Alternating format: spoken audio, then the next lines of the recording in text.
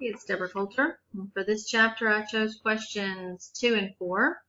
Question 2 wants us to explain the relationship between word analysis and comprehension and how fluency is the link between those two.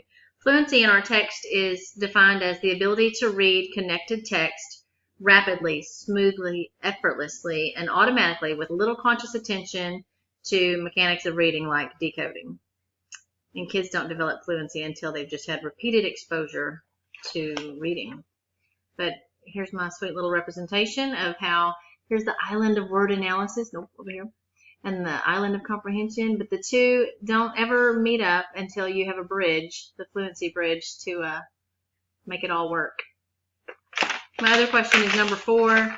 Question 4 wanted us to give an example of prosody, maybe imitating a student reading with no prosody and a student reading that had prosody. Prosody can be defined as phrasing, the pauses, the intonation, the expression, really all the things that make reading enjoyable to listen to. If a teacher reads aloud and she has no prosody, I don't blame kids for falling asleep. Really, prosody is where it's at. I just needed the sentence for preposition. I know.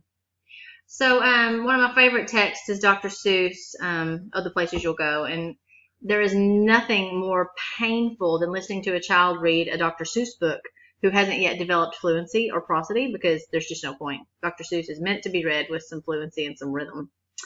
But if I were a child reading and had no prosody, it might sound like, congratulations, today is your day.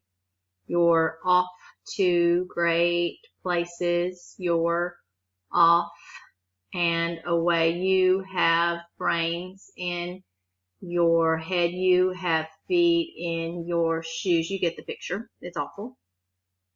But once someone develops prosody, then they can find the rhythm that good reading needs. And with Dr. Seuss, it's an absolute must. To have prosody, it would sound like this. Congratulations. Today is your day. You're off to great places. You're off and away.